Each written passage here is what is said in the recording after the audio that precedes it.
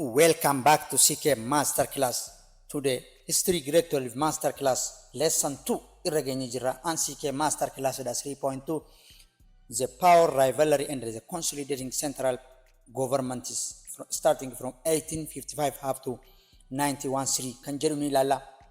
Dorgommiinsa siyaasa aangoo qabachuudhaaf mootonni Itoophiyaa bara 1855 or started from as Emperor Tewodros up to the decease of Emperor Minilik 91-3 in Toto or nearly to Addis Ababa. Magaalaa Finfinneetti kan argamu hospitaala Inxooxxoo Maariyaamii keessatti yookaan Bataskaan Inxooxxoo Maariyaamii keessatti erga ture booda bara 1913 Emperor Minilik aangoon isaa kan dhumte jechuudha. Haga asitti aangoo fi Dorgommii Aangoo godhamuu fi akkasuma sirna mootummaa giddu galeessaa cimsuudhaaf mootummoonni Itoophiyaa godhan kan ilaallu ta'a. We are going to be starting by competency. As the end of these lessons, the student will be getting the main concept that connecting it to how zamana masaafintis come to the ends. Akkamitti mootummaaleen xixiqqoon zamana masaafintii jechuun the era of regional lord kan jedhu sun akkamitti xumuramuu danda'e bara 1855 as the Battle of Dorgommii when Emperor Tewodros defeated Dejjazmaach Gushuu of Tigray as the Battle of Dorgommii itti yeroo defeat godhu san as zamana masaafintiin dhumuu danda'e jira jechuudha. Discuss the power rivalry between the major lords of Ethiopia between 1855 and 1913. Akkasuma Dorgommii Aangoo qabachuuf godhamu kan major regional lordin yookaan regional lordin godhaa ture bara 1855 haga bara 1913 godhamaa ture san kan jedhu ni ilaalla. Akkamitti godhamaa ture kan jedhu ni ilaalla jechuudha. As well as appreciating the struggle made to bearing the end of the period of the mana masaafin. Akkasuma qabsoo mootummoonni Itoophiyaa the era of zamana masaafintii godhuudhaaf yookaan era of zamana masaafintii xumuruudhaaf godhaa turan. Akkasuma mootummaa giddu galeessaa biyyi kun biyya guddoodha. Mootummaa giddu galeessaa jabaa tokko uumuudhaaf mootummoonni qabsoo godhan kan ilaallu ta'a jechuudha. Brainstorming question illee kanuma wajjin qabata. Gaaffiiwwan kanneen ni ilaalla. Ani immoo viidiyoodhaan kan hojjedheen jira isiniif gadhiisa. The beginning from 1769 and lasting through the middle of 19th century, Ethiopia experienced the period of intense regionalism. Bara 1769 kan jechuun yeroo ilmi yookaan Iyyaasuusaa kan deesse Iyyaawus ilmi haati isaa Oromoo taate intala Oromoo taate fi abbaan isaa immoo Iyyaasuus Sakandi kan ta'e Iyyaawus yeroo haati yookaan akkoon isaa haati isaa jechuu dandeenya yeroo itti hoogganaa Tigraay kan yeroo sanii fiduudhaan Ras Mikaa'el Siwul nama jedhamu bara 1968 Iyyaawus ajjeesuudhaan yeroo itti regionalismiin eegale jechuudha. Regionalism jechuun yeroo itti regionalismiin cimee jechuudha. Kana jechuun naannoo fi mootummaan giddu galeessaa tokko hin jiru. Regioniin hundi ifumaa if hooggantii regioniin Tigraay biggimiddirtu jira. As well as Gondariin ni jira, Shawalleen ni jira. Kunneen hundi mootummaa mataa isaaniitiin yeroo bulanii jechuudha. Yeroo taskis waliif hin kafallee. By then, the country divided into several almost independent regional polities which were themselves further divided into smaller units. Yeroo biyyi kun mootummoota xixiqqoo naannootiin sirna siyaasaa mataa isaanii kan qabanii poolitii jechuun dhaabbata mataa isaanii kan qabaniin hoogganamaa yeroo turte regionalismtu kun fakkeenyaaf Gondar, Gojjam, Biggimiddir jennee adda qoonne kun Gojjam, Gondar jennee adda qoonne kun isaanumti kun mataa isaaniitii fi bakka hedduutti aanaadhaan wal qooduudhaan yeroo itti wal hoogganaa turan jechuudha. By then, the power of the so-called Solomonic kings had been throughout weakened. Yeroo itti aangoon Solomonic dynasty Johnson, Yeroo itti weak jechuudha. For examples, in Ethiopian history, seenaan Solomonic dynasty kuni yookaan Solomon legitimate ta'uudhaaf seenaa Solomonic dynasty kun murteessaa ture jechuudha. For examples, in Ethiopian history, the restoration of Solomonic dynasty started by Yuknu Amlak. Yuknu Amlakin mootummaa Zaagwee ka ture Yetebaarak, the last kingdoms of Zaagwee dynasty, Zaagwee kingdom kan ture Yetebaarak defeat godhuudhaan bara 1275 taate naannoo kana yookaan bara 1285 naannoo kana bara kanatti aangoo qabachuudhaan bara lakkoofsaan irraanfachuu hin danda'a kun tilmaamuma kiyya. So garuu Yetebaarak injifachuudhaan yeroo itti restorations of Solomonic dynasty fi humni jabaachuun mootummaa Solomonic dynasty cime ture jechuudha. Sanbooda bara 1769 yeroo Solomonic kingdom sun itti laaf weakened yeroo ta'e jechuudha. Yeroo san the Yejuras had dominated Ethiopian politics from 1769 up to 1855. Kana jechuun Yejuu dynasty jechuun Oromoota walloo ka yeroo sanii warra shee dynasty warra shee afaan Oromootiin warra shee dynasty jechuun warra ishee jechuu irraa akka dhufe kitaabni seenaa hedduun ni agarsiisa. Sunis namni waan san hoogganaa ture started by Ras Ali Gulangul at the Battle of Ashal when in 1853 when Emperor Tewodros defeated the Yejuu dynasty kings. Emperor Tewodros haga bara 1853 defeat godhutti Yejuu dynasty empire Itoophiyaa kana bulchaa ture jechuudha. Nama dominate godhaa ture jechuudha. Kana sababa kanarraa kan ka'e afaan Oromoo afaan hojii mootummaa kan ta'e masaraa Faasil Das keessatti bara kanatti ture jechuudha. Well, the Yejuu rulers who were known as Warrashe, look, hooggantoonni Yejuu yookaan hooggantoonni Yejuu dynasty kuni maal jaamuun beekamani Warrashe jaamuun beekamani jechuudha. Warra ishee jechuudha. Were Amarized Oromos with Muslim backgrounds, look. Oromoo Amaaroite jechuudhaan especially background isii Muslima walloo ka taate bifa kanaan hooggansa Amaaraa keessa turan jechuudha. They talk the ras title bitwaddad aangoo siyaasaa ras bitwaddad ka jaamu kana fudhachuudhaan most of them used Dabra Taabor as their capitals. Jarri kun magaalaa Dabra Taabor akka magaalaa guddoo isaanii tajaajiluudhaan mootummaa Itoophiyaa yookaan mootummaan siyaasa Itoophiyaa bara 1669 haga 1855tti dominate godhanii bulchaa turan jechuudha. Nevertheless, sanas ta'u Yejuu races could not bring the lasting peace and the unity in Ethiopia.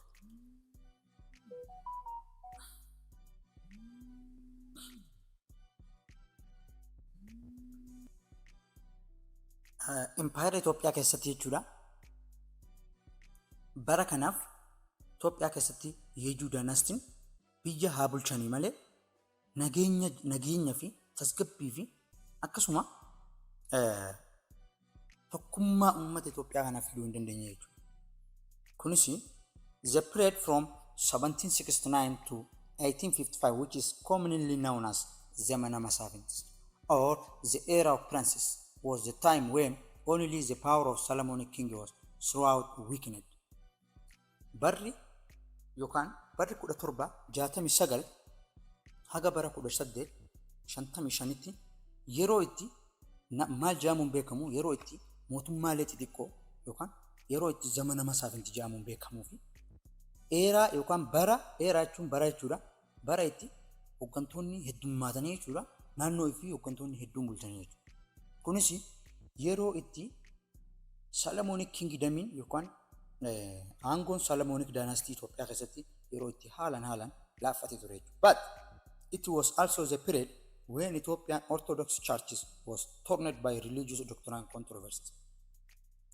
Akkasuma yeroon kun barri 1769 haga bara 1855tti yeroo itti Itoophiyaan Orthodox Churchin yeroo itti torni ta'u yeroo itti wal dhabdee hamaan dhimma amantii irratti hawaasni fi hooggantoota gidduutti yeroo itti wal dhabdee hamaan ture ta'e ture argamee jira jechuudha.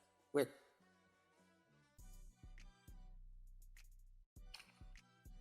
from this, we are continuing the religious doctrinal controversies. Walfaallaa yookaan wal dhabdee dhimma amantii irratti Itoophiyaa keessatti ta'ee ture kan ilaallu jechuudha. The Christianity was introduced in Ethiopia in 4th centuries. Amantiin kiristaanaa jalqaba jaarraa afuraffaa amantii addunyaarra jiran keessaa osoo amantii local religion yookaan waaqeffattoota adda addaa wantoota adda addaa kan hawaasni naannoo waaqeffataa ture osoo hin ta'in amantii biyyoota lixaarraa Libaanoonii fi Siiriyaarraa jaarraa afuraffaa keessa bara mootii Izaanaa Itoophiyaa seentee jaamee amanama jechuudha. Amantii jalqaba Itoophiyaa seentee jaamee amanama. The first and the dominant Christian sect in Ethiopia was Orthodox sect of Christianity. Gosa yookaan amantiin kiristaanaa bakka hedduutti qoodamu akkuma amantiin musliimaa bakka hedduutti qoodamu san amantii kiristaanaa gosa san keessa kan yeroo kanatti Itoophiyaa seene amantii Orthodoxii ture jechuudha. Orthodox sectidha of Christianity.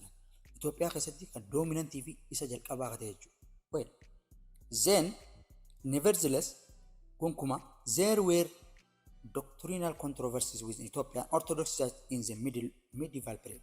Bara medieval period keessa yeroo itti amantii irratti wal dhabdeen ture Orthodox Church gidduutti controversy dhufe ture yookaan wantoonni wal falmisiisan ta'e tokko amantii keessatti yeroo uumamu ture jechuudha. Well,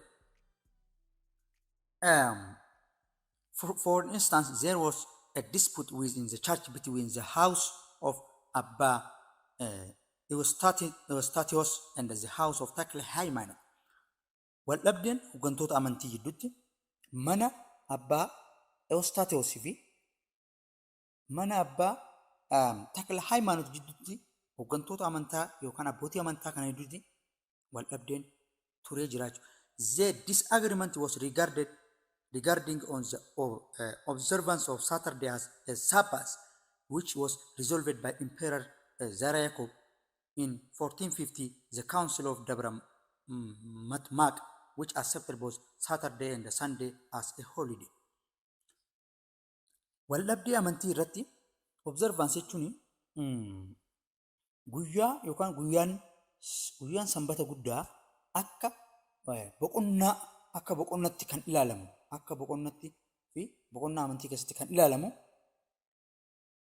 asirratti wal lolaa turanii jechuudha. Inni tokko ni ilaalama jaa inni tokko hin ilaalamu jaa. Saaphaa jechuun guyyaa boqonnaa Yahudootaaf kennama jechuudha. Dishinarii elellee barreessaa amantii barreessaa kitaaba beekamaa waa'ee afaan Oromoo barreessaa ture keessa Insense Mukriyaa kitaaba inni barreesse elellee ilaaltanii kan ilaaltan yoo ta'e akkas jechuun ibsaa jechuudha. Kunis inni tokko guyyaa sandeeja guyyaa sanbata guddaa jira. Akka ayyaana kiristaanotatti ilaala akka musliimaaf jimaata ta'e kana jechuudha.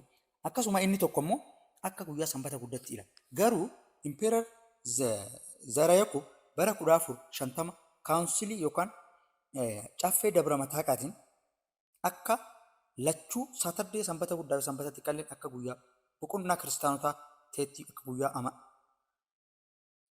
boqonnaa kiristaanotaa ta'etti lachuu fudhachuudhaan wal dhabdee abbaa Abuna Eustathios fi Abuna yookaan the house of Takla Haimanot jijjiiru furuu dandeenya. Wal dhabdeen yookaan wantoonni wal falmisiisan akkanaa kun religious doctrine controversies jedhama. During the Zemanama Safin, there were controversies within Ethiopian Orthodox Church, the birth of Christ. Akkasuma dhalachuu Iisati wajjin yookaan dhalachuu Jesus Christian Jesus wajjin yookaan dhalachuu Yesuus Kiristoos wajjin asirrattis amantii Ortodoksii keessatti wal dhabdeen ni jiraachuu. One group claimed groupiin takka yaada akkam jedhu qabdi. Jesus Christ had three births, sost leaders. Inni yookaan Yesuus Kiristoos had three births. dhaloota sadii jira, sost leader. Dhaloota sadii jira. Yoo hin dogoggore warroonni amantii kiristaanaa hordoftan naaf kolchaan isin jira. Baay'een isin jaaladha, isin kabaja. While the other sects was why grouping Brahmo argued that Jesus Christ had only two births, ሁለት ልደት dhaloota lama yookaan asirratti wal loonee guruppiin takka dhala sadii yookaan dhaloota sadii jira jedhanii amana. Guruppiin biraa immoo ሁለት ልደት jechuun ayizawee maal jechuudha? Dhaloota lama yookaan dhalachuu lama jira kan jedhu sadii dhalatee fi lama dhalate kan jedhu irratti ibsaa jechuudha. The second group is known as Karra. Groupiin lammaffaa maal jedhamani? Karra jedhamuun beekama. Isaanis knife, perhaps because its adherents are criticizing cutting the birth of Jesus Christ down to into two. Dhaloota Yesuus Kiristoos lamatti gad buusanii takka waan irraa kutaniif karraa jedhaman yookaan albee akka jedhamanittis ni ibsama jechuudha. Emperor Yohannis IV give state support for ሁለት ልደት karraa groups. Emperor Yohannis afuraffaan mootii Emperor Yohannis afuraffaa jechuun bara 1869 yookaan 68 irraa haga Emperor haga as the battle of Matammatti nama hoogganaa ture jechuudha. Nama dhalataa Tigraay akka ta'e beekamaadha jechuudha. Isa kanaaf warreen ሁለት ልደት lama dhalate kan ja'an saniif state religionii kanneen jechuudha. Amantii kiristaanaa isaan saniif. Zeqabat or Ankashin's doctrine had strong support in Gojam. Inni Zeqabat jedhamu kun Gojam keessatti haalan support yookaan deeggarsa guddaa argachuudhaan haalan beekamaadha jechuudha. The other doctrine የጸጋ ልጅ jechuun ilma jannataa akka jechuun natti fakkaata. Grace was dominant first in Gondar then in Shawa. Jalqaba irratti Gondarii fi akkasuma Shawaa keessatti haalan doctrine yookaan falaasama beekamaa ture jechuudha. Well, the Tewodros or the Union, Tewodros jechuun gamtaa jechuudha.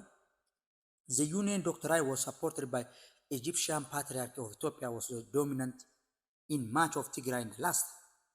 Amma immoo Ethiopian Orthodox Tewodros kan jedhamuun beekamu abuna Maatiyoosidha. Yeroo dheeraadhaaf inni beeka, baay'een jaalladha. Nama amantii kiristaanaa keessattis nama jabaa fi nama amantii isaa jaalatuu fi hawaasa Itoophiyaa guutuu jaalatu. Kunis falaasamni akkas jedhu kun yookaan yaadni Orthodox Tewodros amantiin kiristaanaa tokkoome akka jechuuti kan deeggare Patriyaarkii Ijiptiin kan Itoophiyaatti hojjetu irra yaada kana dhiyeessuudhaan irra hedduun yaada kanaa kan inni itti beekamu Tigraay keessaa fi laastaa keessatti baay'ee amantii falaasama karaa kanaan jiru baay'ee beekamaa ture jechuudha. Maaliif falaasama hoggan jedhu dhiifama. Filosoofii yaada namootaa osoo hin ta'in sababa yaada adda addaatiif yookaan sababa amantii namoonni adda addaa yaada adda addaa kaasaniif yaada wal faallaa jiru san keessaa Tewodros garuu isa beekamaa fi ammallee Itoophiyaa keessattii fi bakka addunyaa guutuuratti baay'ee beekamaa ture jechuudha. Baay'ee beekamaadha. As a result, sababa kanaaf such doctrinal divisions within Ethiopian Orthodox Church had regional character. Qoqqoodamiinsi yaada akkanaa kanaaf yaada amantii wannamni tokko inni tokko Tewodros deeggaruun inni tokko ሁለት ልደት karraa deeggaruun inni kun sost ልደት deeggaruun yaadonni adda addaa kun jiraachuun isaanii Ethiopian Orthodox Church keessatti akka regional characterii itti ilaalamaa akka regional characteriin jiruttis consider godhamaa ture jechuudha. Thus, kanaaf jechuudha the doctrinal division prevented Ethiopian Orthodox Church from playing its traditional role as cohesive institution among Orthodox Christian masses. Yaadonni adda addaa kun jiraatuun isaanii yeroo sanitti yeroo isin amma osoo hin taane bara 1769 haga bara 1855tti jiru san Itoophiyaan Orthodox Churchin akka ummata kana tokkoomsuudhaan yookaan dhaabbata cimaa ta'ee ummata kiristaanaa bal'aa Itoophiyaa keessa jiru kana akka inni serving goone tajaajilaa ture yookaan akka serving gooneef gufuu kan itti ta'e yaadota religious controversies yaada amantii irratti yaada faallaa kun amantii kamuu keessa ni jira jechuudha. Amantii musliimaa keessas ni jira. By the way, tooyidaa fi moolidee gidduu wantoonni akkana kun ni jira jechuudha. Then maadureen inni bira the end of era of princes or zamana masaafin. Xumura bara zamana masaafinti bara mootii xumura bara mootummaa xixiqqoo kana kan ilaallu ta'a jechuudha. Zamana masaafinti was characterized by frequent wars among the regional lords. Barri mootii xixiqqaa kuni kan inni ittiin beekamu amalli isaa waraana waliinii TTPA regional lord yookaan hooggantoota naannoodhaa fakkeenyaaf isa Gondarii fi isa Tigraay, isa Goojamii fi isa Laastaa, isa Shawaatii fi isa Walloo gidduutti gaggeeffamu yeroo hedduu deddeebi'ee gaggeeffamaa jiru. The Ethiopian peasants were the principal victims of the civil wars. Qonnaan bultoonni Itoophiyaa warreen lafa qotan sababa waraana deddeebi'ee ka'uudhaaf warreen baay'ee miidhaman Ethiopian peasantidha jechuudha. Qonnaan bultoota Itoophiyaa turan jechuudha. The peasants were forced to attending the battle against their will. Fedha isaatiin malee dirree waraanaa dhaqee akka loluuf hooggantoonni yookaan mootummoonni naannoo sanii isa dirqisiisan jechuudha.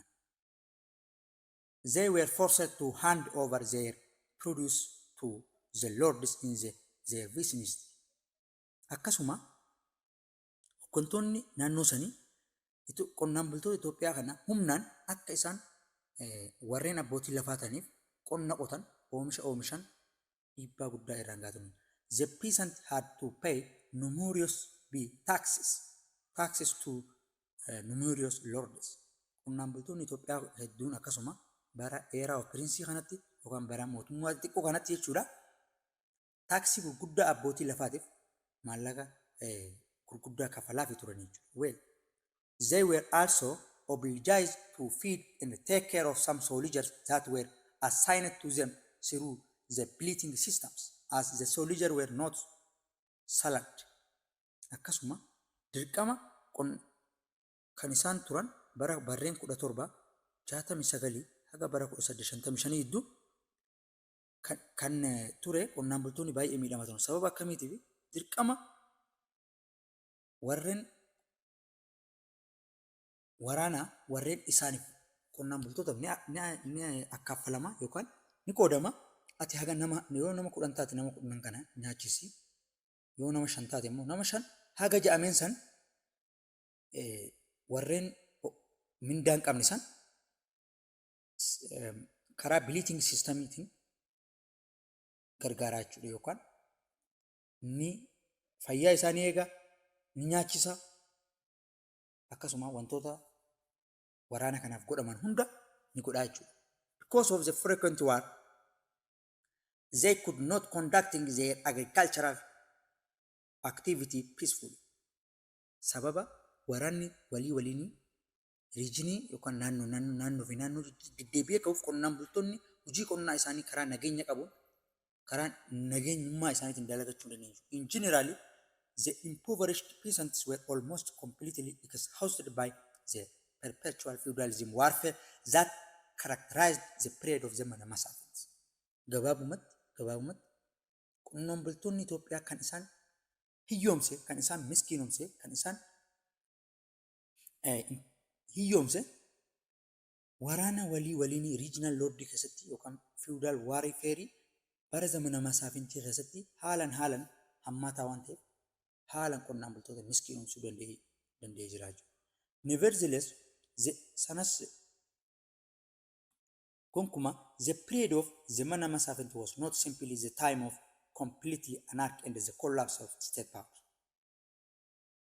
Yookaan yeroon zamana Masaafintii bara 1769 haga bara 1855tti baruma aangoon yookaan bara anarkii ta'ee fi anarkii jechuun baay'ee maal jechuudha sirna siyaasaa keessatti barri aangoon humnaan namni nama tumee mootummaa tokko naa oolu jechuudha.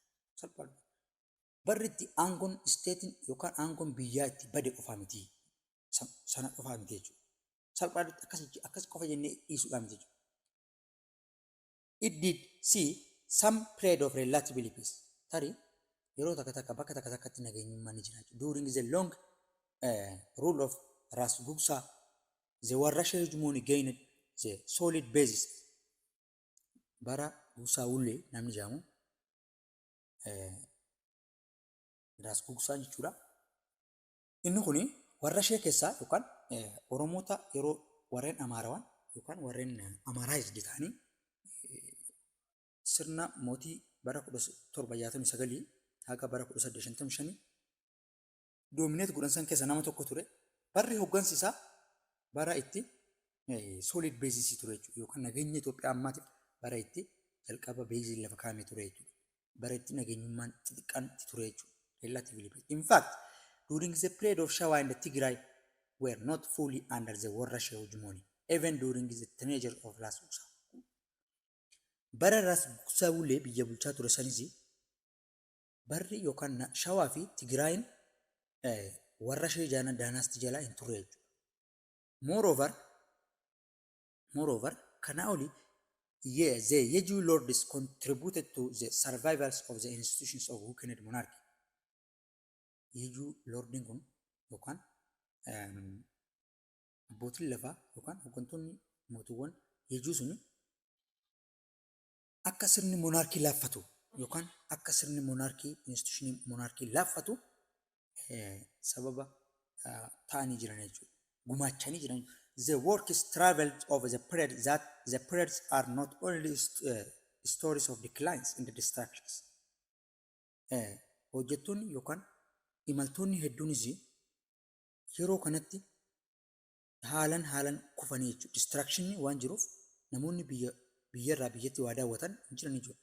Their accounts also show some positive developments. Akkasuma yeroo kanatti yeroo zamana masaafintii kanatti imaltoonni tokko garuu yeroo itti some positive development guddinni positiivaa tokko itti mul'atu illee ni jira. Therefore, the period needs additional research. So, yeroo sanitti yookaan barree zamana masaafintii kan jennu kun salphaadhumatti bara anarkitii fi bara mootiin biyya itti bade jennee qofa ibsuu osoo hin taane waan researchii gahaa barbaadu researchii dabalataa qorannaa dabalataa waan barbaadu jechuudha. Well, as we have seen already during the zamana masaafintii the central government was greatly weakened. Akkuma jalqaba laallee barri mootummaa xixiqqoo kuni mootummaan giddu galeessaa haalan laaffate. Haalan laaffatee jira. The Ethiopian Orthodox Church also faced a serious doctrinal divisions. Akkasuma amantii Orthodox Churchiin guddaan Itoophiyaa yeroo itti yaadota amantii wal falmisiisadhaan addaan itti qoodame ture jechuudha. Well, the country lacked peace and stability. Biyyi nageenya dhabdee tasgabbii dhabuudhaan jeequmsi tokko uumamuu danda'e jira. Akkasuma the peasants suffered more than any sections of Ethiopian society. Warreen qonnaan bultootaan hawaasa Itoophiyaa isa kaanirra haala warreen miidhamanii jechuudha. In order to solve this problem and reunite the country, young man named Kasa Hailu those against the Warrashe dynasty. Rakkoowwan kana furuudhaaf Itoophiyaa biyya tokkoomte godhuudhaaf namni yeroo sanitti nama yaangite nama ga'eessa ta'e nama Kaasaa Haayiluu jedhamu Warrashe dynasty-dhaan qabsoo godhuu eegale jechuudha. In the four major battle, the young Kasa defeated powerful regional lord of northern Ethiopia. Dirreewwan waraanaa adda addaa afur irratti hooggantoota naannoo adda addaatiin geggeeffameen Kaasaan powerfully defeat godhuu danda'ee jira jechuudha. Kaaba Itoophiyaatti dirreewwan waraanaa geggeessuudhaan the battle of Aisha, the battle of Gorgorabicha, the battle of Darrazgee fi the battle of takka batilii dirree waraanaa takka isin jirti. Afurii waliigala geggeessuudhaan Kaasaa Haayiluu yookaan boodara deebee Tewodros jechuun kan mugaase mo'achuu danda'ee jira jechuudha. In November 1852, Kaasaa November keessa yookaan Sadaasa keessa bara 1852 Kaasaan defeated Dejjazmaach Guchuu of Zawdee of Gojam as the Battle of Guramba. Dirree waraanaa Guraambaa jedhamti bara 1852 mootii naannoo sanii kan Gojam kate Dejjazmaach Guchuu of Zawdee ka jedhamu as the Battle of Guraambaatti injifachuu danda'u jiraachuu. In April keessa immoo in 1853 Dejjazmaach Kaasaa routed the vassals of Ras Ali Alula including Dejjazmaach Birruu of Guchuu, Dejjazmaach Birruu Aligaas as the Battle of Guraabicheet. Bara 1853 Dejjazmaach Kaashanii waraana isaa karaa Alii Alulaa deebisuudhaan fi isaan kun immoo Alii Birruu Guchuu nama jedhamuu fi Dejjazmaach Birruu Aligaas nama jedhamu dirree waraanaa Guraabicheen keessatti injifachuu danda'ee jira jechuudha. Saniin fuuldura biyya sana tokkoomsuuf qabu Dejjazmaach Kaasaan Haayiluu ifaa isaa itti fufee jechuudha yookaan ifaa ibsatuu isaa itti fufee jechuudha. Well, then Kasa launched an attack against Ali Alula and defeated Ali as the Battle of Ashar on June 29, 1853. Ali Alula nama jedhamu kana yookaan nama Oromoo kan warra Dynasty hoogganaa ture san as the Battle of dirree waraana Aashaalitti Juunii 29 bara 1853 injifachuu danda'ee jira jechuudha. Well, haala ajaa'ibaatiin injifannoo addaa galmeessuudhaan marra biyya Itoophiyaa jedhamtu kana hundee kaa'ee jira jechuudha. Well, the Battle of Aishal was very significant as it put an end to the Warrashe rules. Dirree waraana Aishal jedhamtu kun dirree waraana haalaan barbaachiftu turte jechuudha.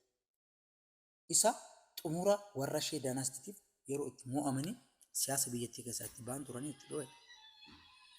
The Battle of Aishal did not marking the end of the period of the Manamasan because there was still another powerful lords in northern Ethiopia, particularly in Samias. The Battle of Aishal irratti yookaan the Battle of Aishal kun dirree waraanaa xumuraa osoo hin taane yookaan dirree waraanaa xumuraa kan zamana masaafintii keessatti osoo hin taane xumuraatiin miti jechuudha. Nama biraatu jira. Namni jabaan kan kaaba Itoophiyaatti argamu especially Tigraayitti kan argamu Dejjazmaach Guchuu of Wubee of Haile Mariam kan jedhamu isa kana ture jechuudha. Isa kana injifachuu isarraa eegama ture jechuudha. Kaasaa Hailuu had removing the last obstacle assuming to the power. Kana as the Battle of Darrazgeretti injifachuudhaan akka aangoo isaa gufuu ittiin taaneef wantoota isa kaasan hunda kaasuudhaan aangootti nama dhufuudhaaf carraa guddaa godhuudhaan aangoorra dhufe jechuudha. Therefore, the force of Kasa Hailu and the Dejjazmaach Wubee meet called place in Darrazge in February 1855. Kaasaan Hailu Dejjazmaach Wubee bakka the Battle of Darrazge jedhamutti February bara 1855 walitti dhufuudhaan asirrattis Dejjazmaach Kasa Hailu yookaan Impeerar Tewodros injifachuudhaan Itoophiyaa tokkoomsuudhaan yeroo itti eegalan ture jechuudha. Then Dejjazmaach Kasa Hailu defeated Dejjazmaach Wubee and ascended to the throne as Tewodros II, the king of Ethiopia. Samboda Dejjazmaach Kasa Hailu nam jedhamu kun Dejjazmaach Wubee of Haile Mariam injifachuudhaan at the Battle of Darrazge irratti February keessa injifachuudhaan akka Impeerar Tewodros II akka ta'etti throne godhe if muude jechuudha. Mootii moototaa Itoophiyaa jechuudhaan if muude. The Battle of Darrazge brought the end of the period of the Manamasan. Dirree waraanaa Darrazge yeroo itti zamana masaafintiin itti xumurame mootummaan tokkichi yookaan Ethiopian king jechuudhaan Tewodros itti moggaase. Maqaa Tewodros kana eessaa fudhate yoo ta'anii na gaafattan maqaan Tewodros kan inni dhufe amantii keessatti kitaaba amantii irratti barraa'ee jira. Namni maqaan isaa Tewodros jedhamu kun biyya tana sirna mootii xixiqqoo kana hunda injifachuudhaan biyya tana tokkoomsuudhaan Itoophiyaa ammayyaa tana ni ijaaraa kitaaba amantii jedhamu tokko raagee lafa kaa'e. Kitaabni amantii sun barreeffama akkas jedhamu. Inni illee kitaaba sanirraa namni Tewodros jedhamu sun nayi jechuudhaan maqaa isaa fudhatee jechuudha. Well, activity qubatti kan ilaallu ta'a. Then Emperor Tewodros II attempted to introducing several importance of reforms. Mootummaan Tewodros kun akkuma karaa aangoo dhufeen wantoota adda addaa irratti riifoormii adda addaa godhee jira. In this regard, kanaan wajji wal qabatee we can mention attempt to unifying the country san keessa tokko nuti kan laaluu dandeenyu biyya tana tokkoomsuuf yaalii inni godhe the introductions of centralization administrations mootummoota akka regional lords sun ta'e yeroo jalqabaatiif mootummoota centralization mootummaa gubbaa dhagatu hogganu gochuudha. The creation of national army yeroo jalqabaatiif nama yaalii waraana biyyattii jechuudhaan raayyaa ittisa biyyaa uumuuf nama yaale to prepare the country for possible foreign and particularly Egyptian aggressions. Keessattuu ammoo kan inni waan kana godheef maaliif biyyoonni alalleen akka isa weeraruu hin dandeenye. Keessattuu ammoo jibbii Egyptianonni laga Naayil, laga Abbayyaa, laga Mormor qabachuudhaaf godhaa turan. Impeerar Tewodros dura dhaabbachuudhaan ijoollummaa isaatii guddataa waan tureef kanallee dhaabsisuudhaaf nama national army qopheessuudhaaf yaalii godhaa ture jechuudha. Attemptify yaalaa ture jechuudha. Tewodros II was aware of the value of military training, military discipline and proper firearms. Mootiin Tewodros kuni by the way nama gatii waraana leenjisuu qabu beeku, nama naamusa waraanummaa qabaatu, waraanni tokko naamusa qabaatuun isaa beekuu fi meeshaa gahaa qabaatuun bu'aa akkamii akka qabu nama dursee hubate jechuudha. Kana ka argate immoo he gets these lessons while he was rebelled from the Battle of Dorgommii in 1848 where he lost many fighters while fighting against the Egyptians. Inni eessarraa argatee leessanii yookaan barumsa kan eessarraa argatee yootan bara 1848 battilii dirree waraanaa Dorgommii jedhamutti Egyptianota wajji walitti bu'uudhaan Egyptianonni meeshaa gurguddaa fi meeshaa ammayyaa'aa waan hidhataniif waraana isaa hedduu fixuu danda'anii jiran. Asirraa waraana leenjisuu fi meeshaa waraanaa gahaa argatuun bu'aa guddaa qaba jechuudhaan amanuudhaan waraana isaa leenjisuudhaan regional lord defeat godhuu osoo abdiin kutatiin godhuu danda'ee jira jechuudha. Tewodros realized that he was rooted by Egyptian soldiers who had marked superiority over the force of Kasa Hailu in military training and the quality of weapons. Akkasuma Tewodros kan inni realize godhe karaan loltoonni Egyptii warreen isarra leenjii waraanaa qaban humnallee warreen isarra guddaa ta'an humna Kaasaa Haayilurra waraanni Egyptii waraana guddaa ture jechuudha. Maaliin irra guddaa ta'anii leenjii waraanaatii fi qulqullina meeshaa waraanaa ammayyaatiin meeshaa Egyptii warreen Egyptii kana ni dhoowwan turan jechuudha. Warreen Egyptii warreen Kaasaa Impeerar Tewodros II kana ni caalan turan. Therefore sababa kanaaf maal godhe namichi kuni Tewodros introduced the military role from which included the modern military training with military drills and introduced the military titles like Asir Halaka, Corporal, Amsa Halaka, Sergeant, and the Mato Halaka, Lieutenant, and Shalaka Major. Jechuudhaan nama reformii waraanaa jabaa Itoophiyaa keessatti fidan jechuudha. Innis taayitilii waraanaa Asir Halaka nama 10 irratti nama tokko halaqaa yookaan hoogganaa gochuudhaan corporal Ingiliffaan kajaamu akkasuma Hamsa halaqaa nama 50 irratti halaqaa sergeant nama jaamu Mato halaqaa 100 irratti halaqaa lieutenant shaalaqaa major shuumii major kan jaamu shii halaqaa jechuun shaalaqaa hoogganaa waraana waliigalaa gochuudhaan nama taayitilii waraana keessatti leenjiin akka jabaatuuf nama gahee guddaa taphataa ture. He also wanted his soldiers to be armed with modern and very efficient armies. Akkasuma inni kan inni barbaada ture maali? Waraana isaa ammayyoomsee waraana isaa meeshaa gahaa hidhatee fi meeshaa ammayyaa meeshaa gahaa hidhatee gochuu barbaada ture jechuudha. Emperor Tewodros II launched campaigns against Wallo, Gojam, Shawa to uniting Ethiopia. Itoophiyaa tokkoomsuudhaaf Emperor Tewodros erga akkas godhee booda duula Walloo irratti Gojamii fi Shawaa irratti Itoophiyaa tokkoomsuuf godhee. He punished those who tried to resist him. Warreen isa ifirraa ittisuuf yaalii godhan hunda ni adabaa ture yookaan ajjeesaa ture jechuudha. His punitive measures were not limited to his adversaries. Adabni isaa kun warreen faallaa isaa qofa deeman osoo hin ta'in nama hedduu adabaa ture jechuudha. Akka faallaa isaa hin deemne, not limited to his adversary. Warreen faallaa isaa qofa deeman sanii qofatti hin dhaabbanne. Tewodros also punished what? His own soldiers. Warreen faallaa isaa deeman qofa adaboo osoo hin taane loltoota isaa illee adabaa turan. To enforcing what? Strict military discipline. Loltoota naamusa waraanaa hin qabne hedduullee nama adabaa ture jechuudha. Kunis akka naamusni waraana kana keessa jiraatee barumsa warreen adabameerraa warri hin adabamin fudhataniif nama adaba waraana illee fideetu. But these measures had some undesired effect and many of his own soldiers eventually deserted him. Taateen kun garuu akka inni yaade bu'aa inni yaadsan fiduu osoo hin taane loltoonni waraanaa hedduun dhawaatan isa dhiisaniif irraa jalaa baduu eegalanii jechuudha. Well, the relationship between Tewodros II and the Ethiopian Orthodox Church was generally unhealthy.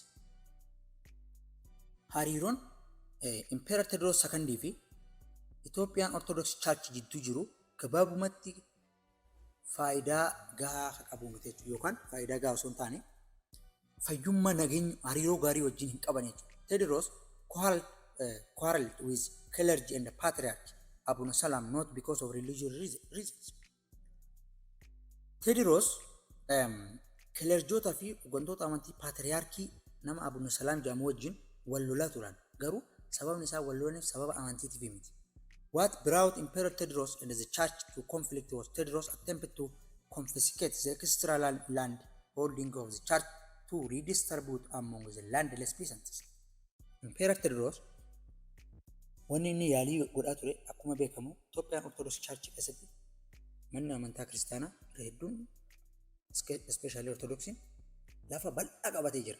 Maal godhe lafa bal'aa kana irraa giddiin fuudhuudhaan lafa dabalataa charchiin qabu kana irraa fuudhuudhaan warreen landless qonnaan bultoota lafa hin qabne warreen isaa lolan kan lafa hin qabneef hiruu barbaadaa ture jechuudha. Asirratti Abuna Maatiyos fi clergyidhaan wal lolaa ture walitti bu'anii jechuudha. Sababa malee sababa amantiitiif walitti hin buune jechuudha. He also akkasuma declared that a church should retaining the land that could maintaining no more than 2 priests and 3 diacons. Akkasuma maal labse charchiin tokko yookaan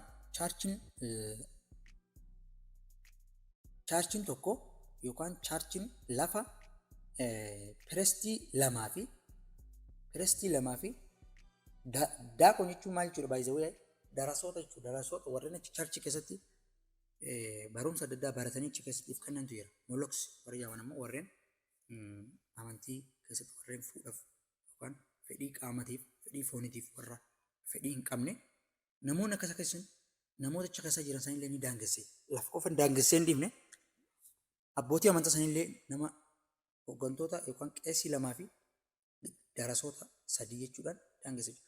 That brought him conflict with Orthodox clergy.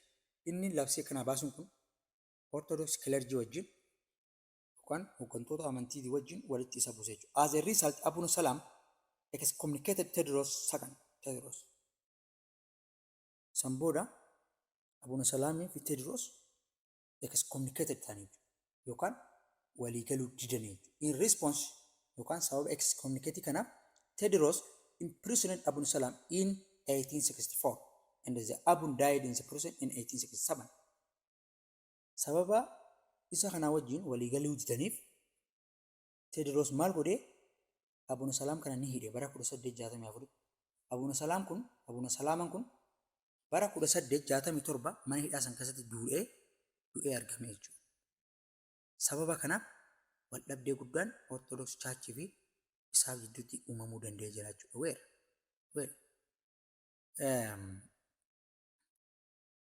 Then another reason that brought the downfall of Emperor Tewodros was the serious opposition he faced from the regional lord of various regions in Ethiopia who lost their regional power because of Tewodros centralized. Sababni biraa kufaatii Emperor Tewodrosiif sababa ta'e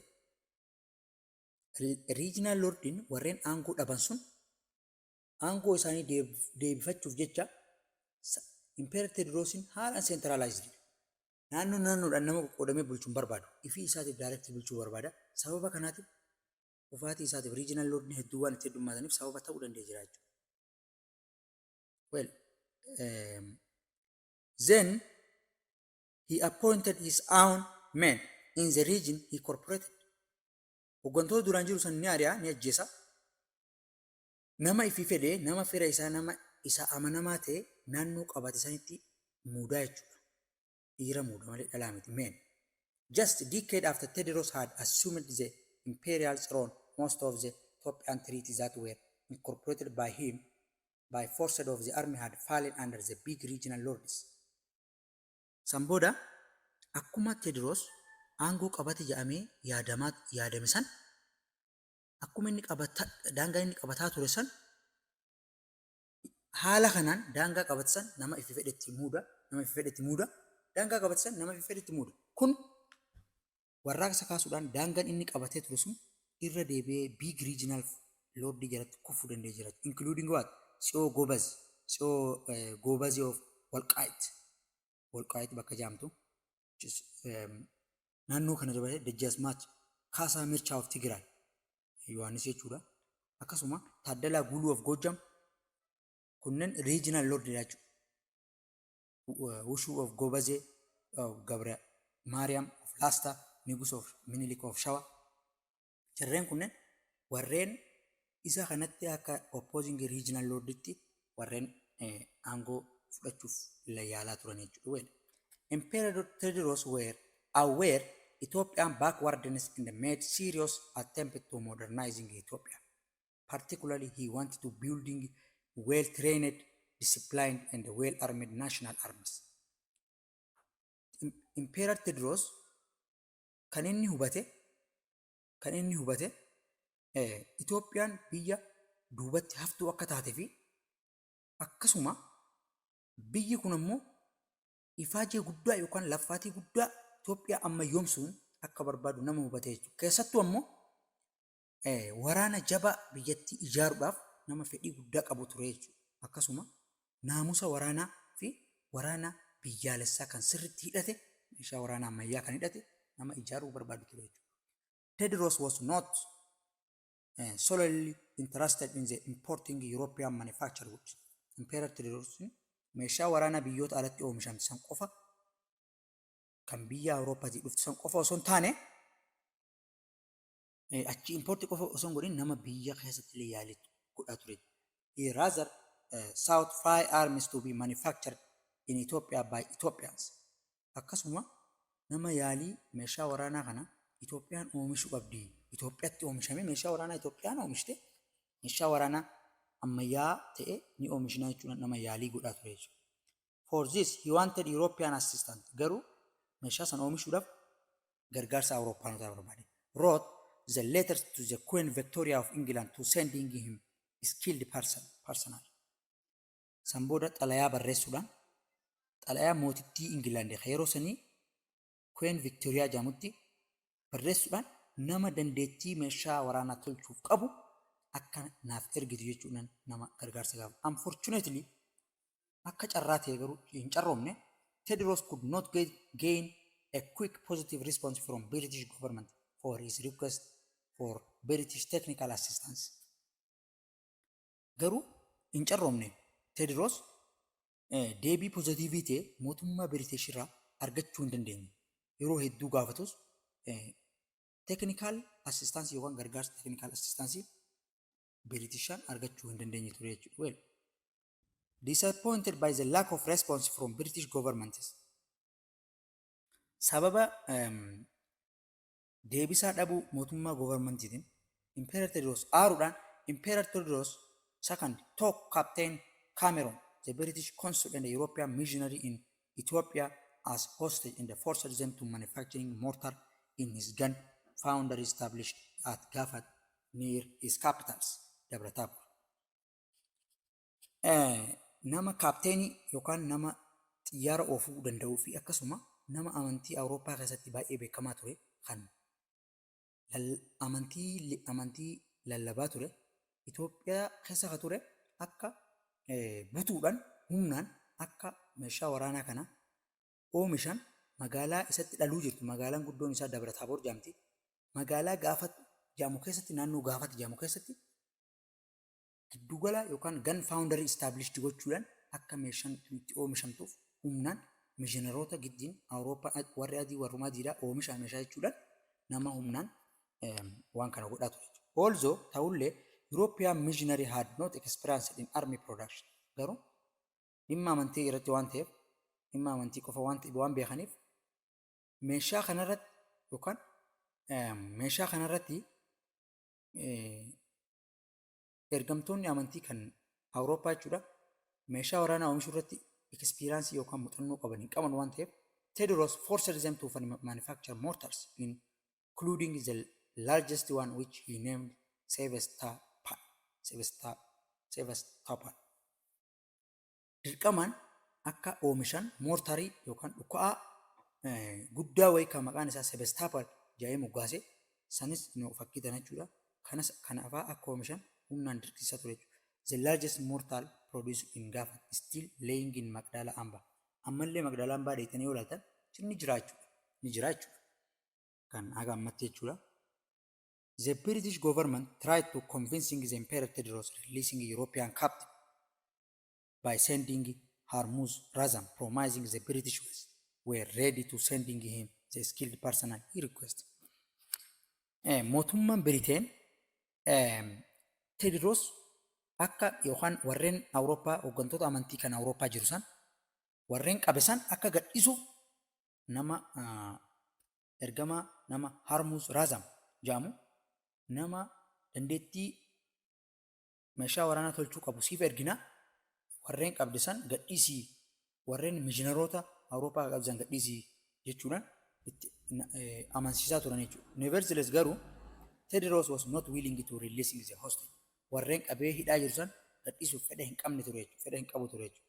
Therefore in 1867 sababa kanaaf bara 1867 British government sent military expedition against Ethiopia led by General Robert Napier with limited objective of releasing European captives. Bara 1867 mootummaan Biriteen humna waraanaa kan General Robert Napierin durfamu Itoophiyaatti erguudhaan kaayyoo guddaan kanas warreen hidhaman qofa akka gadhiisaniif malee dhimma biraatiif miti jechuudha. Warreen hidhaman akka gadhiisaniif bara 1867tti wanni godhan jechuudha. By 1867 bara 1867 the army of Emperor Tewodros had declined to what? 5,000 up to 1,000. Bara 1867tti sababoota adda addaa kanaaf Awurooppaa fi regional lordin faallaa isaa deemuudhaan bara 1867tti humni waraanaa Tewodros nama 5,000 haga nama 1,000tti gad bu'uu danda'anii jiran. While British force composed what? 32,014 men. Garuu humni waraanaa Biriteen nama 32,000 haga nama 40,000 jedhamee tilmaamamaa jechuudha. So laali garaagarummaa isaan lamaan kan jiru. Sababa kanaaf mo'amuu dandeenya. In addition, the British had marked superiority of Ethiopian forces, both military training and the quality of armies. Sana qofa heddummina namaa qofa osoo hin taane dabalataan Biriteen humna waraanaa meeshaa waraanaatii fi leenjii meeshaa waraanaatii fi akkasuma meeshaa waraanaa ammayyaa atiin Emperor Tewodros ni caalti jechuudha. April 10 1868 British forces routed the Ethiopian force led by Fitawori Gobayyu at the Battle of Arroge. Bara 1860 bara 18 April 10 bara 1868 humni Biriteen yookaan waraanni Biriteen kan General Napierin durfamu karaa yookaan forces routed Ethiopian force led by Fitawori humni waraanaa immoo kan Itoophiyaa Fitawori Gabreeyye nama jaamuun as the Battle of Arrogetti mo'amuu danda'ee jira. In these battles the right hand man of Emperor Tewodros Fitawori Gabreeyye lost his life. Namni harka mirgaa Emperor Tewodros jaamuun beekamu kan uummata hedduu cunqursaa ture. Fitawori Gabreeyye nama jaamu lubbuu isaa dhabuu danda'ee jira jechuudha. The death of Fitawori Gabreeyye was big blow to Tewodros. Duuti Fitawori Gabreeyye kun banaa gurguddoo Emperor Tewodros banee jechuudha. The British eventually stormed at Magdala. humni waraanaa Biritiishiin boodarra Magdaalatti stormed gahuu danda'ee jira. General Napier demanded unconditional surrender of Tewodros. General Napier kan inni barbaadu osoo waraanaan osoo hin ta'in fedha isaatiin akka harka kennu Tewodros barbaadee ture. But Tewodros was not willing to do so. Garuu Tewodros fedha akkasii hin qabu ture. Emperor Tewodros II first released all European hostages and then committed suicide on April 13, 1868 as the Battle of Magdala rather than surrendering to the British. Emperor Tewodros II jalqaba warreen Awurooppaa hidhe san hundaayyuu bara 1868 Magdaalatti osoo ifin ajjeesin dura san gadhiisuudhaan warreen Awurooppaa hidhe san hosteejii san warreen buutisan gadhiisuudhaan April 13 bara 1868 Magdaalatti iffannisuu danda'ee jiraachuu yookaan ifii isaatii harka mootummaa Biriiteenitti kan nurra ifin ajjeesee jechuu filachuudhaan lubbuu isaa gaagee ijaa seenan jiru. Well, the British soldiers routed Ethiopian treasury as Magdala. Waraanni Biriteen looted jechuun Ethiopian treasury qabeenya Itoophiyaa kan Magdaalaa jiru hedduu saamanii turani. The force under General Robert Napier also took the Prince Alamaayyo Tewodros, his mother and the wife of the late Emperor Tewodros, Itege, to work as a captive left Ethiopians. Sambooda ilmaan Tewodros Alamaayyo nama jaamuu fi haadha isaa yookaan jaartii Emperor Tewodros kadhumaa Itege Xuruwarq nama jaamu akka booji'amaa waraanatti fudhachuudhaan Itoophiyaa gadhiisanii deemanii jechuudha. The disease of Emperor Tewodros again led to the unusual power struggle among the leading regional lords. Akkasuma duuti mootummaa Tewodros irra deebi'ee qabsoon aangoo qabachuuf taasifamu kun osuma jiru daran hammeessee jechuudha. Sababa inni du'eef nuutu aangoo qabataa jira jiru regional lord wal dorgommii itti fayyadamu. Nevertheless, gonkuma the objective reality of the period was quite different from that of the Manama Safintis. Yookaan kaayyoo guddaan yeroo sanii regional lord gidduutti geeffamu sun xiqqoo garaagarummaa qabaachuu habara zamana Masaafintis san garaagarummaa qabaachuu.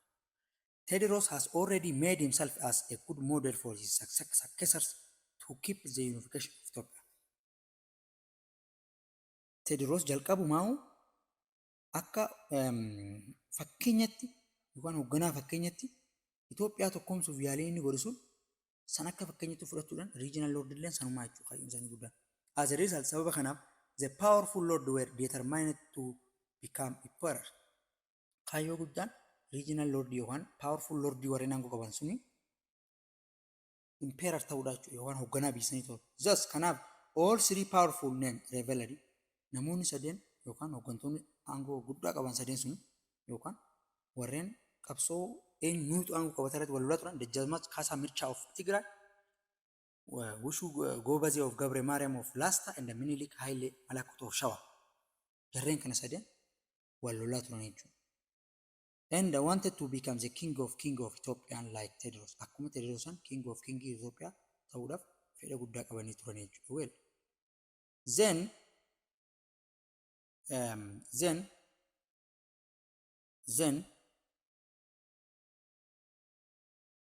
Well,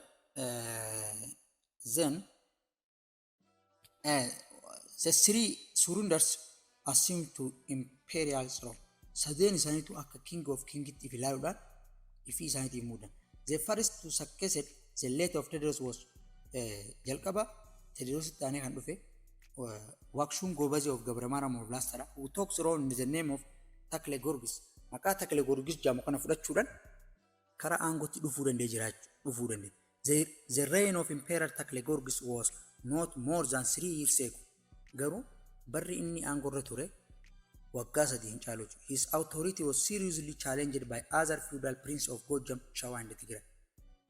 Aangoon isaa kun warreen Shawaatii fi warreen Gojam akkasuma warreen Tigray keessa jiran haalaan challenge ta'e rakkoo guddaan irra dhufe akka inni karaa fuulduraatti hoogganaa cimaa ta'e ittiin fufne jechuudha. Well, then also ta'us he tried to consolidating his authority. Akkas yoo ta'es aangoo isaa jabeessuuf itti fufee his authority. and the other contenders for the power were not willing to obey and recognize him. Inni tokkommo isaaf ajajamuu diduudhaan aangoo isaa kana beekamtii kennuu didanii jiru. Kaasaa Mirchaa of Tigray for instance fakkeenyaaf akka Kaasaa Mirchaa Yohannis IV jechuudha was not willing to pay tribute to the new emperors. Emperorii haaraa kanaaf yookaan fedha taskii kafaluu hin qabu ture jechuudha. Finally, in July 1871, as the Battle of Assam, that Jasmat Kacha Mirchaa of Tigray was defeated and captured Emperor Takle Gorgis and brought an end of Emperor Takle Gorgis short regions. Dhumarra July keessa bara 1871 dirree waraanaa Assam jaamutti Jasmat Kacha Mirchaa Yohannis IV kan Tigray jechuudha. Takle Gorgis defeat and captured mo'achuu danda'uudhaan isa harkaan qabuu danda'ee jiraachuu. Bara empire isaatiif ammoo bara xumuraa yeroo gabaabduu keessatti bara nama xumure waggaa 3 caalee keessatti dhaabbate jechuudha. And that was because of the modern weapons Kasa Mirchaa received from General Napier for helping the British force on their march to Magdala to fighting against Tewodros. Kunis Emperor Tewodros yookaan Emperor Tewodros Magdala waan tureef yeroo General Napier dhufu karaan beeku ture General Napier. Garuu Jasmat Kacha Mirchaa nama karaa isa agarsiisaa ture jechuudha. Sababa inni gargaarsa General Napieriif yookaan humna waraanaa Biriteeniif godheef humni waraanaa Biriteen meeshaalee ammayyaa Kacha Mirchaatiin waan kenneef salphaadhumatti Takle Gorgis injifachuu danda'ee jira jechuudha. As the Battle of Assam injifachuu danda'ee jira. In 1872 bara 1872 the Jasmat Kacha Mirchaa declared himself Emperor Yohannis IV of Ethiopia and ruled from 1872 up to 1889. Haga du'utti bara 1872 irraa kaasee mootii moototaa ana jechuudhaan if labse jechuudha. Also, ta'usi the Emperor Tewodros' plan to creating the united Ethiopia did not materialize. There was no return to the nama sovereignty. Garuu Kacha Mirchaa Takle Gorgis mo'atullee kaayyoo guddaan Emperor Tewodros Itoophiyaa tokkomsuuf godhe sun osoo milkaa'in hafee waan tureef sababa hin milkaa'in kanaaf salphaadhumatti karaa mootiiwwan xixiqqoo sanitti hin deebine.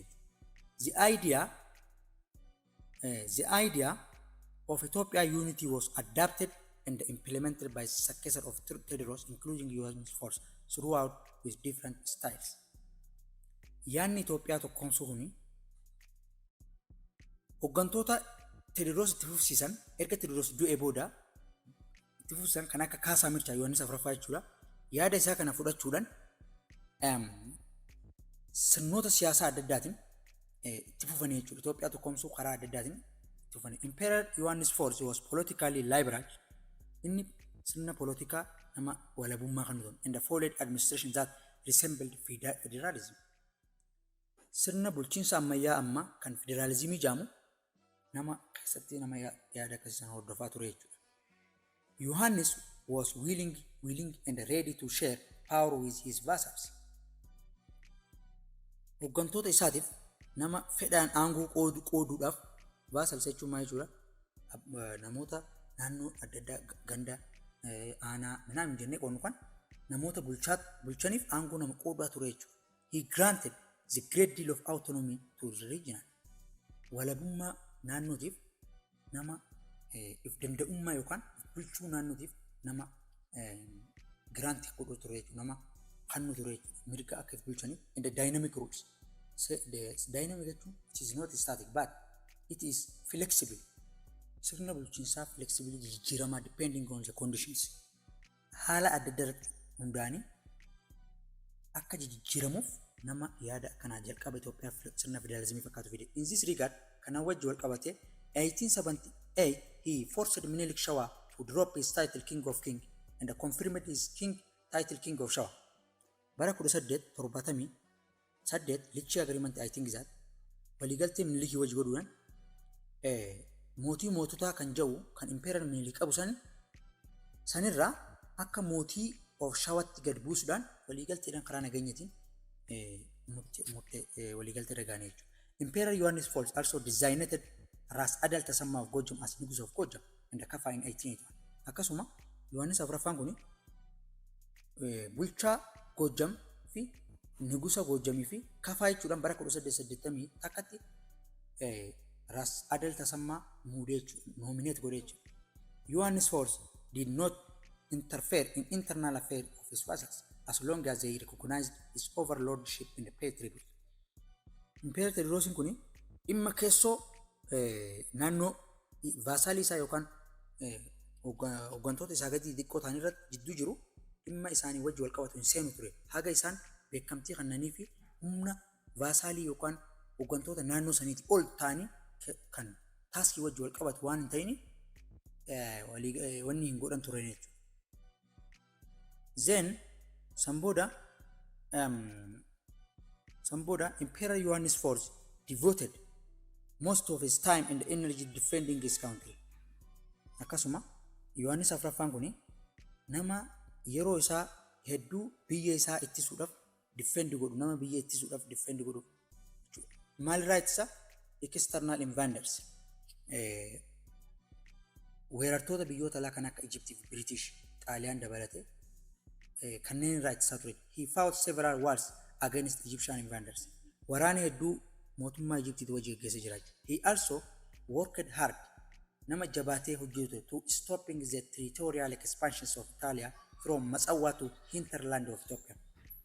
Akkasuma babal'ifannaa Xaaliyaan buufata doonii Matsawwarraa karaa giddugaleessa Itoophiyaatti yookaan hinterland lafoota gaarreen Itoophiyaatti babal'ifannaa ishiin gootuuf nama haalan eegumsa gochaa guddaa godhaa ture. He also fighting against Mahdist force in Sudan. Akkasuma waraana Mahdistii kan Sudaanotaati wajjin bara 1889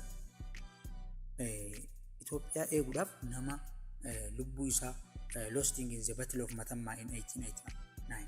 Bara 1889tti biyya isaa eeguudhaaf batilii Mootummatti bakka amma Mootummaa jaamtutti nama lubbuu isaa hunda dhabee. Also ta'usi Ethiopian force were about to celebrating the victory over the Mahdist. Battle of Mootummaa kanatti humni waraana Itoophiyaa injifannoo Mahdistoota irratti galmeessullee Yohannis was seriously wounded. Yohannis haala madaa'e and the victory turned into defeat. Injifannoon kun sababa inni sirriitti madaa'e injifannoon karaa mo'amutti deebi'uu danda'a jira. Well, the shifting of political center from northern to Shawaa kan jedhu we will see next time.